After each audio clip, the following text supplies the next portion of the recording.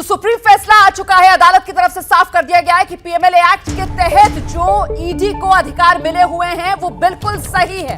तमाम अधिकार जो ईडी को मिले हैं वो वैध हैं। अलग अलग सेक्शंस पर बड़ी विस्तृत तरीके से जज साहब ने एक एक सेक्शन को वैध करार दिया और ये तमाम वो सेक्शंस हैं जिसके तहत गिरफ्तारी का अधिकार, बयान दर्ज कराने का अधिकार, जब्त करने का अधिकार, एफआईआर देनी है या नहीं देनी इसको लेकर अधिकार, ये तमाम अधिकार आते हैं। और अदालत की तरफ से साफ कर दिया गया है कि ये तमाम अधिकार जो ईडी को पीएमएलए एक्ट के तहत मिले हैं ये सही है। ईडी के अधिकारों में किसी तरीके की कोई कटौती नहीं की जाएगी। सुप्रीम कोर्ट ने ईडी के अधिकारों को बरकरार रखा है और यह फैसला महत्वपूर्ण इसलिए हो जाता है क्योंकि आज विपक्ष की तरफ से सुबह सुबह जब प्रेस कॉन्फ्रेंस की गई तो ईडी के आतंक का जिक्र करते हुए उम्मीद सुप्रीम कोर्ट से जताई थी कि साहब सुप्रीम कोर्ट इस मामले में फैसला दे। लेकिन अंकित, अब तो सुप्रीम कोर्ट की तरफ से साफ कर दिया गया है कि पीएमएलए एक्ट के तहत ईडी को जितने अधिकार मिले हुए हैं सब वैध। एक एक सेक्शन का नाम अदालत की तरफ से लिया गया और वैध करार दिया अदालत ने। अंकित गुप्ता। जी बिल्कुल, सुप्रीम कोर्ट ने अपने इस फैसले में जो प्रवर्तन निदेशालय का ये जो कानून है ना पीएमएलए एक्ट, इसके 8 सेक्शंस का जिक्र किया है। सेक्शन 5 की बात की है, 18 की बात की है, 19 की बात की है, 24 की बात की है, 44 की बात की है, सेक्शन 45, 50, 63 और इन सभी प्रावधानों को सुप्रीम कोर्ट ने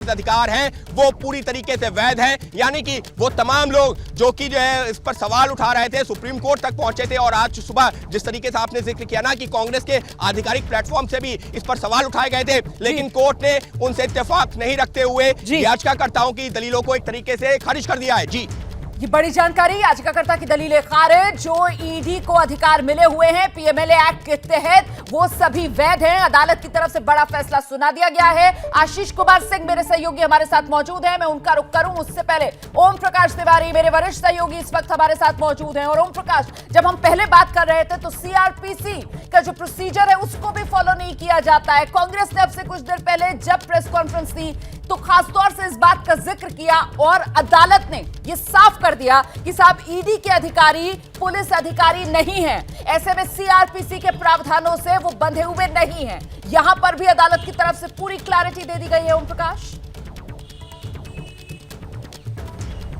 बिल्कुल, जो ईडी के पास असीमित अधिकार थे पीएमएलए एक्ट के तहत रोमाना, वो उनके पास बने रहेंगे, जिसमें जो सेक्शन 19 का जिक्र किया गया है इसी सेक्शन को लेकर ड्रैकोनियन लॉ कहा गया था इसे, क्योंकि इसके तहत ईडी को सामने वाले शख्स को जिसे वो आरोपी मान चुकी है उसे गिरफ्तार करने की पावर है और इसके लिए उसे कोर्ट से कोई भी वारंट लेने की जरूरत नहीं है, बल्कि गिरफ्तारी के बाद उस शख्स को ईडी कोर्ट में पेश करती है। सेक्शन 45 इसमें जमानत का प्रावधान है जो इसके ऊपर सबसे बड़ा ऑब्जेक्शन था।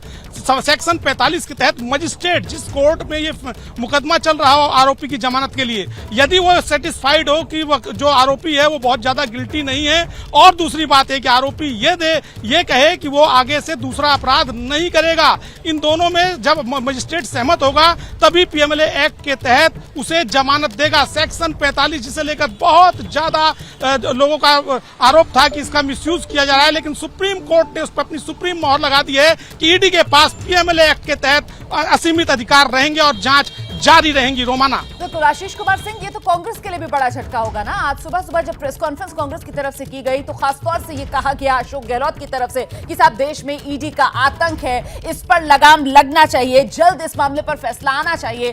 फैसला तो जल्द आ गया लेकिन कांग्रेस की इच्छा अनुरूप नहीं आया। ईडी के जो अधिकार हैं वो बरकरार रहेंगे क्योंकि वो अधिकार वैध हैं। सुप्रीम कोर्ट की तरफ से साफ कर दिया गया है। आशीष। बिल्कुल रोमाना, ये बहुत मुझे लगता है कि क्रूशियल सेटबैक है ऑपोजिशन के लिए, खासकर प्रिंसिपल ऑपोजिशन पार्टी। आपने देखा आज बड़े बड़े नेता, वो नेता जो G23 का मुखर चेहरा माने जाते हैं, आज कांग्रेस पार्टी ने उनको पोडियम पे उतारा था और गुलाम नबी आज़ाद हो, अशोक गहलोत, आनंद शर्मा लगातार ये कहते रहे कि ड्रैकोनियन एजेंसी हो गया है, ड्रैकोनियन लॉज के तहत काम करता है और पॉलिटिकल विच हंट का इस्तेमाल किया जा रहा है ईडी के माध्यम से। और ये उम्मीद भी जाहिर की थी कि कंसिडर्ड, आप याद करें आनंद शर्मा ने अपने प्रेस कॉन्फ्रेंस में कहा कि हम ये उम्मीद करते हैं कि कंसिडर्ड जजमेंट आएगा, और सुप्रीम कोर्ट ने जैसा जजमेंट दिया है वो निश्चित तौर पर कांग्रेस पार्टी के लिए बड़ा सेटबैक है, क्योंकि जरूर कहीं ना कहीं उम्मीद थी कि अगर आज कोई ऐसा प्रोनाउंसमेंट होता है सुप्रीम कोर्ट की तरफ से जिसको आधार बना करके संसद का सत्र चल रहा है, सरकार को घेरने की कोशिश की जा सकती थी, पूरा मोमेंटम बनाने की कोशिश की जा सकती थी गांधी परिवार के पक्ष में, कांग्रेस पार्टी के पक्ष में, वो कहीं ना कहीं ध्वस्त जरूर होता है। लेकिन मुझे ऐसा लगता है कि अपने इस पॉलिटिकल फाइट में जो ईडी की क्वेश्चनिंग को लेकर के कांग्रेस पार्टी आगे बढ़ाना चाहती है वो अब फोकस करेगी, मुझे ऐसा लगता है, मिसयूज ऑफ दीज पावर्स पर। लेकिन लोग कितना उससे सहमत होंगे, इनके आर्ग्यूमेंट्स को बाय करेंगे, देखने वाली बात होगी। बहरहाल 10 जनपद से निकल गई हैं सोनिया गांधी, ये उनका निवास है जहां पर मैं खड़ा हूं रोमाना।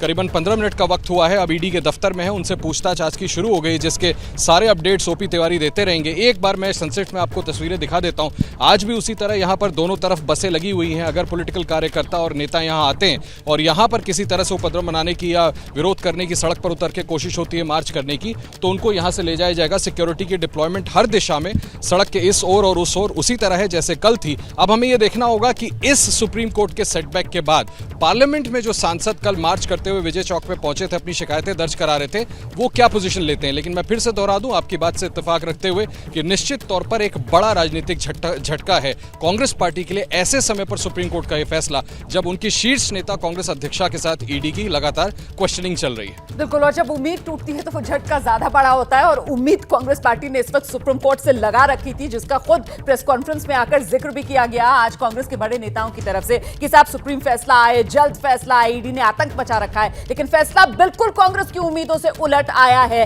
मैं अंकित गुप्ता का रुख करूं उससे पहले जल्दी से एक बार फिर से आशीष आपके पास ही आऊंगी, क्योंकि आप उसी जगह पर मौजूद हैं जहां बड़ी तादाद में कांग्रेस मुख्यालय में आज भी कांग्रेसी कार्यकर्ता अंदर ही मौजूद हैं और बाहर दिल्ली पुलिस का कड़ा पहरा। आशीष, तस्वीरें दिखा दीजिए जरा।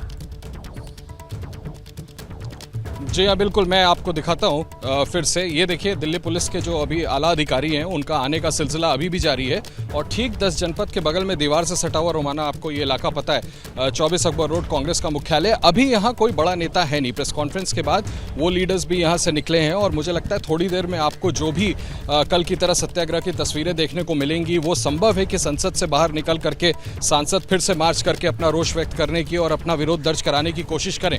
तो ये अकबर रोड है जहां पर कि कांग्रेस का मुख्यालय, बाईं तरफ आप देखें बड़े बड़े पोस्टर्स, कटआउट्स लगे हुए हैं। सामने उसी तरह से घेराबंदी की गई है जैसे कल किया था, बैरिकेडिंग लगी हुई है, अंदर से किसी को बाहर आने की अनुमति नहीं है। और अगर कोई सांसद या बड़ा नेता पार्टी मुख्यालय तक पहुंचना चाहता भी है तो उसे एक चौराहे पहले उतर करके ही आना होगा। गाड़ियों के आने जाने की भी कोई अनुमति नहीं है। सिक्योरिटी फोर्सेज यहाँ तैनात हैं, आपको तस्वीरों में दिख रहा होगा।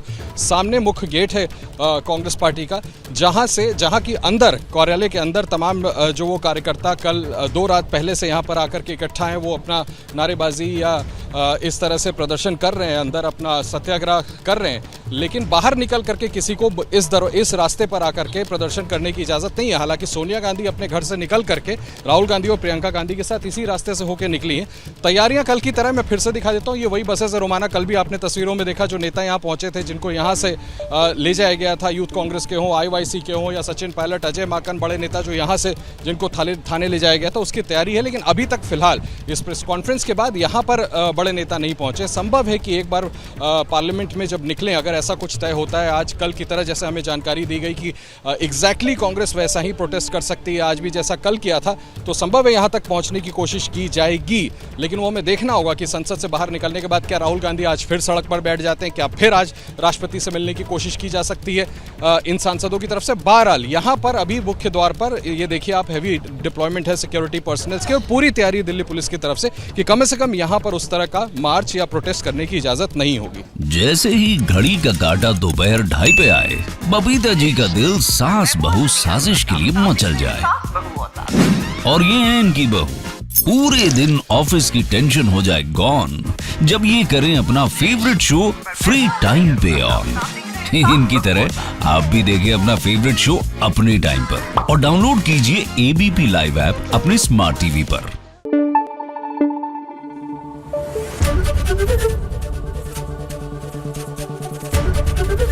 ABP न्यूज आपको रखे आगे।